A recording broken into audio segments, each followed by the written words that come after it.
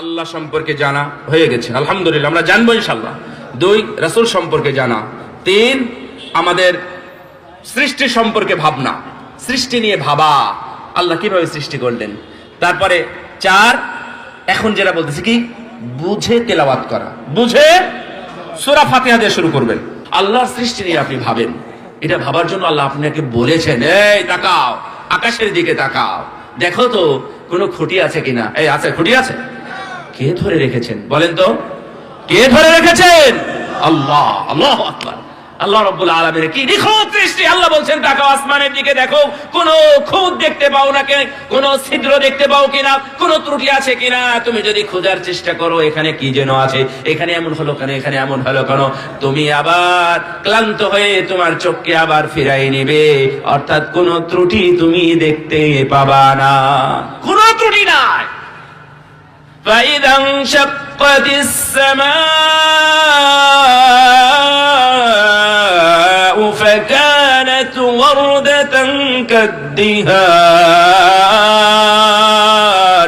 فبأي آلاء ربكما تكذبان।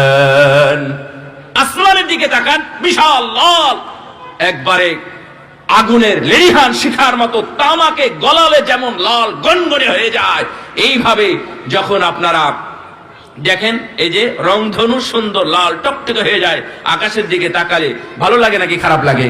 আল্লাহর সৃষ্টি দেখলে আপনার মন ভালো হয়ে যাবে ইনশাআল্লাহ, এবং আপনি বিশ্বাস রাখেন সৃষ্টিকর্তা একজন আছেন, তার মানে আপনার ঈমান বৃদ্ধি পাবে।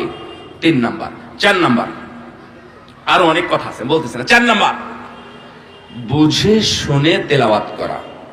এটা তো আপনাদের একটা কাজ বেড়ে গেল। আগে এমনি তেলাওয়াত করতেন, এখন বললাম বুঝে শুনে তেলাওয়াত করা। দেখেন ইহদিনাস সিরাতাল মুস্তাকিম মানে কি, অর্থ জানেন?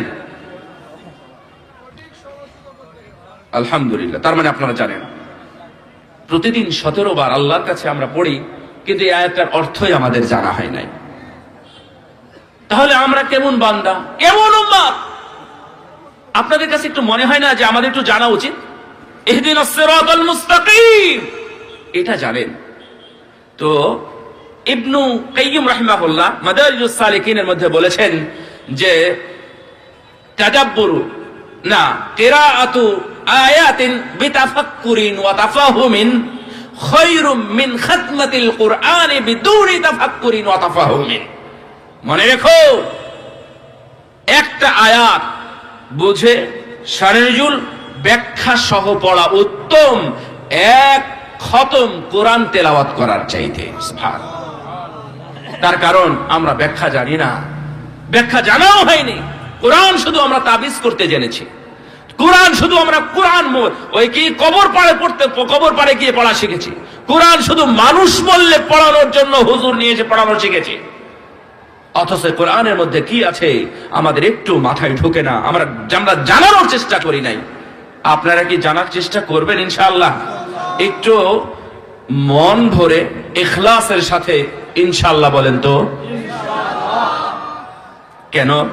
আমি একটা হাদিস বলি। রাসূল সাল্লাল্লাহু আলাইহি ওয়াসাল্লামের সাহাবী আল্লাহর নবীর সামনে কুরআনুল কারীম থেকে মাত্র 2টা আয়াত পড়েছেন। ওই 2টা আয়াত আমার সাথে পড়বেন। এই আমার সাথে পড়বেন, সবাই পড়বেন তো?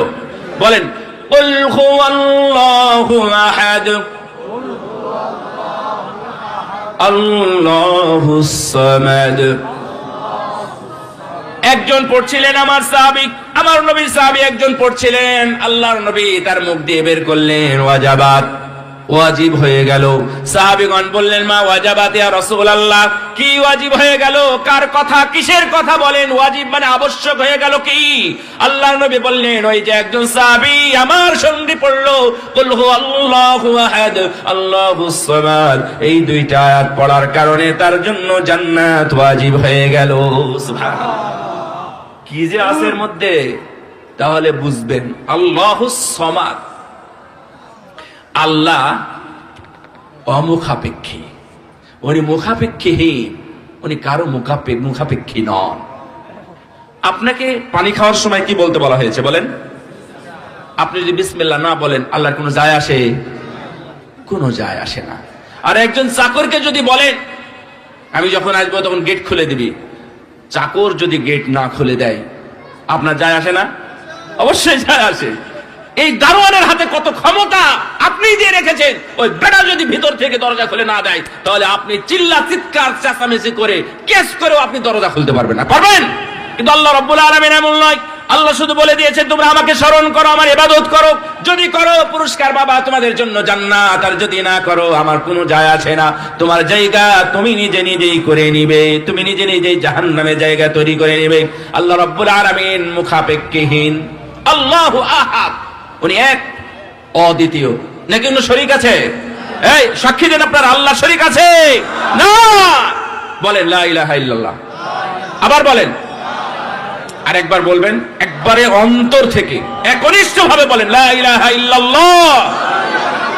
আমার নবীকে জিজ্ঞাসা করলেন আবু হুরায়রা, সহিহ বুখারী হাদিস, আল্লাহ নবী বললেন ইয়া রাসূলুল্লাহ মান আসাদুন নাসি বিশাফাতিকা ইয়াউমাল কিয়ামা। আমাদের তো নাজাতের দরকার না, কিসের দরকার? আমাদের নাজাতের দরকার, আগে আগে জান্নাতে যাওয়ার দরকার। ইয়া রাসূলুল্লাহ আমাকে পথ বলেন, আমাকে পদ্ধতি বলে দিন, কিভাবে কারা কারা আগে আগে জান্নাতে যেতে পারবে, শাফাত পাবে আগে কারা? আল্লাহ নবী বললেন আবু হুরায়রা তুমি চমৎকার প্রশ্ন করেছো, এই প্রশ্ন আমাকে কোন সাহাবী আবু বকর ওমর ওসমান আদি কেউ করে নাই, আবু হুরায়রা তুমিই করলে। আবু হুরায়রা তাহলে শোনো, আগে আগে আমার শাফাত পেয়ে যারা জান্নাতি হবে তারা হলো লা ইলাহা ইল্লাল্লাহ খালিসাম মিন কলবিহি ওয়া নাফসিহি, যারা অন্তর থেকে একনিষ্ঠভাবে লা ইলাহা ইল্লাল্লাহ বলবে। বলেন, যারা একনিষ্ঠভাবে বলে তারাই আমার শাফাত নিয়ে আগে আগে তারা জান্নাতের দিকে হেঁটে যাবে। সুবহানাল্লাহ। সম্মানিত উপস্থিতি, আমি বলছিলাম কোরআনটা একটু বুঝে পড়ার চেষ্টা করেন, পারবেন না ইনশাআল্লাহ? তাহলে আমাদের একটা আবার বলি, আল্লাহ সম্পর্কে জানা হয়ে গেছে আলহামদুলিল্লাহ, আমরা জানবো ইনশাআল্লাহ। 2 রাসূল সম্পর্কে জানা। 3 আমাদের সৃষ্টি সম্পর্কে ভাবনা, সৃষ্টি নিয়ে ভাবা, আল্লাহ কিভাবে সৃষ্টি করলেন। তারপরে 4 এখন যেটা বলতেছি কি, বুঝে তেলাওয়াত করা, বুঝে সূরা ফাতিহা দিয়ে শুরু করবেন, সূরা ফাতিহা দিয়ে শুরু করবেন। আমাদেরকে পড়াতেন উস্তাদজিরা যে আলহামদুলিল্লাহ রাব্বিল আলামিন, এই বেটা ব্যাখ্যা কর। তুই কি ব্যাখ্যা করব? আল্লাহর প্রশংসা। তো উস্তাদজি বলতেন যে আরে আলামিন এই কথাটা আগে একটু ব্যাখ্যা করি, বল আলামিনটা কি। তখন তো মনে হলো তাই তো, পৃথিবী না তো, আলামিন মানে পৃথিবী না, আল্লাহর যত জগৎ আছে আল্লাহ রাব্বুল আলামিন সব জগতের মালিক। সুবহানাল্লাহ। শেখ সউদ বিন ইব্রাহিম আশ-শুরাইম নাম শুনেছেন? এই শুরাইম নাম শুনেন নাই? কে এটা? মক্কার ইমাম, মনে আছে আপনাদের? এর তেলাওয়াতি আপনারা আগে বেশি শুনতেন। সউদ বিন ইব্রাহিম আশ-শুরাইম উনি একদিন সালাতের মধ্যে পড়া শুরু করেছেন আলহামদুলিল্লাহ রাব্বিল আলামিন আর রহমানির রহিম মালিকি ইয়াউমিদ্দিন। আর বলেন না, আর বলেন না, চুপ। আবার শুরু করছেন মালিকি ইয়াউমিদ্দিন, আর পড়তে পারেন না, আবার বলছেন মালিকি ইয়াউমিদ্দিন। এটা পড়ার পরে উনি হাউমাউ করে কাঁদলেন।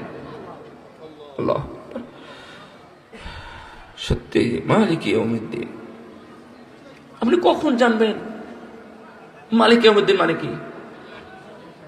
এইটি একটা জিনিস, বিচার দিনে কারো মালিকানা চলবে না, তিনি একচ্ছত্র মালিক, শুধু মালিক না, একচ্ছত্র মালিক। সেই দিন আপনি কি করবেন?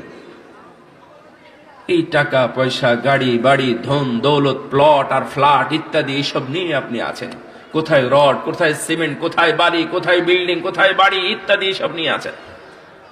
একবারও আপনার চিন্তায় আসেনি মালিকি ইয়াউমিদ্দিন, আল্লাহ তো বিচার দিনের একচ্ছত্র মালিক হবেন, কি হবে?